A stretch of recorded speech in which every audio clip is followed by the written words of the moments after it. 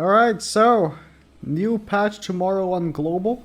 Delayed a little bit. Usually it's Tuesday. The global gets new updates, but this time is actually on Wednesday. I suppose they're preparing for the last week of December to drop both at the same time. Both global and JP getting the character on Wednesday. I don't know, but tomorrow we're on global. You're getting Valencia, or it might be because the maintenance that there was yesterday, I believe. It was a really large one. I'm not sure. She is okay. I mean, this is the only thing coming with this patch, essentially, is just Valenti and the final boss. No, that's not final boss. Final boss. I'll be honest, I barely played this. I don't think I even bought anything on the shop. But I'll make a guide for it. It's really not that hard. It's just like Archangels as usual.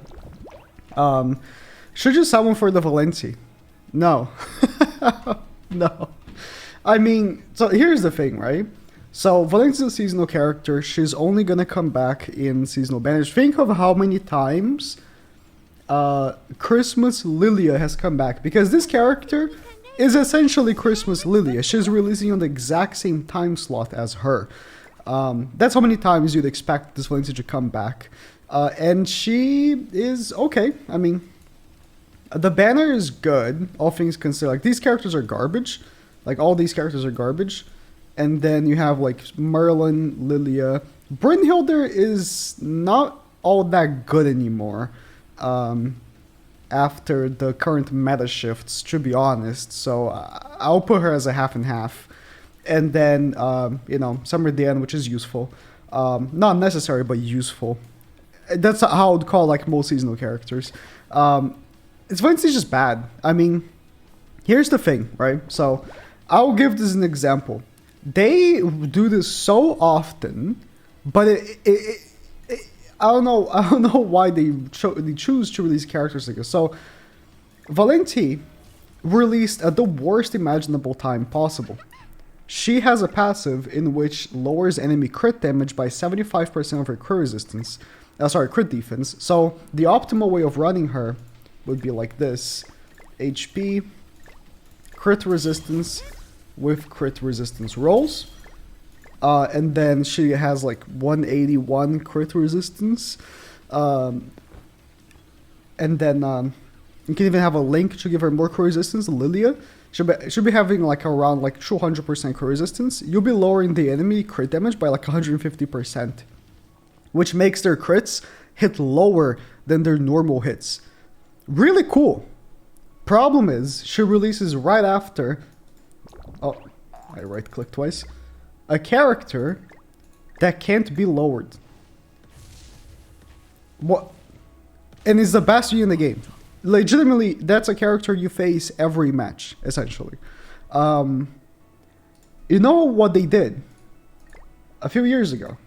Summer Merlin is now a really good character, right? Really good, really annoying. You dread seeing her. But when she came out, she was garbage. You know why?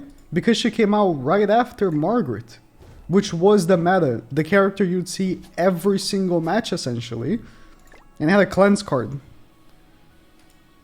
Now, I still don't think this Valenti is as powerful as Merlin is, even with Askeladar considered. The only reason is Merlin is very, very, very, very self-sufficient.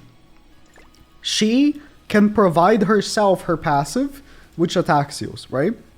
Now, Valenti can provide herself the passive with the gears, but her cards need to be ranked up. Her freeze card only freezes on level 2, and her attack card only attacks seals on level 2. That's a really annoying thing to me. You need to either use her with Galfer, or you're using her for the passive, and sometimes getting a freeze and attack seal here and there. That's how you'd be using this character. And I think that's the best way to use the character to begin with. The best team for her is using her with Reinhardt. So if you don't have Reinhardt, I wouldn't even think about pulling for her.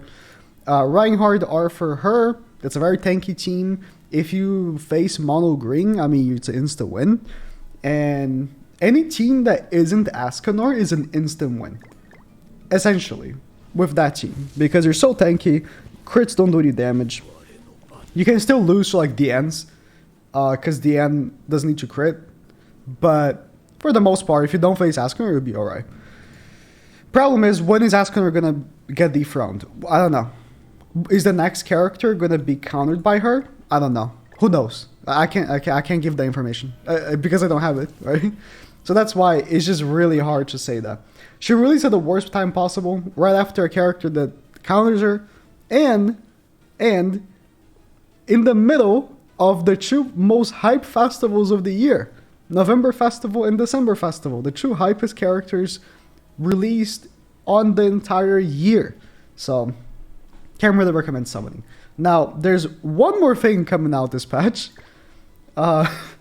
You're going to be having enough medals to actually, where is him? Get this guy. And now he's free, so I'm not going to be saying, oh, should you summon for him? But should you invest on him? Because you're going to be getting him for free, and you might have seen a few videos of him absolutely popping off. Is it worth the investment? I think he is pretty fun. So, if you haven't seen any of the videos using Grimoire, I don't know what you're doing, because he's really fun to use, right? He hits super hard because the passive scales really weirdly with the ultimate and the blue card. So he gets insane amount of defense, right?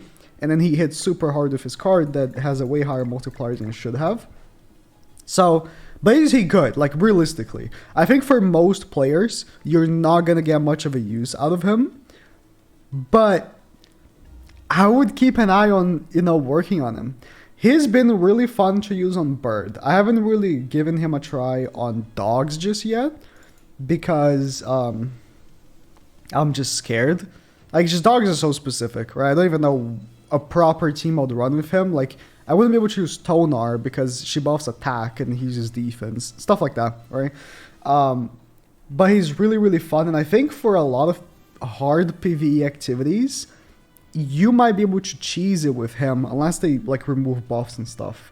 So he's really fun. If you don't care for having like your resources be put on the most optimal stuff at all times, it's fun. You would need to like give him like triple defense QR gear, which is a commitment. But if you're willing to put up with that, really fun character to use. And he's free. You're gonna be giving him 1/6. I'm assuming he's not gonna get a banner. He's just gonna be put on like SSR tickets. I'm gonna assume. So if you pull more dupes of him on the SSR tickets, it's good because the dupes will give him more defense when he ults.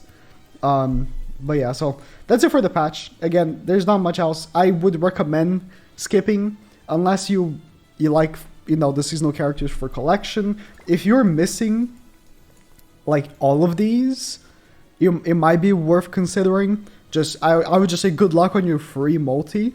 But if you're already short on gems and still recovering from Ascanor, listen, the next festival is probably going to be better than Ascanor. But we don't know.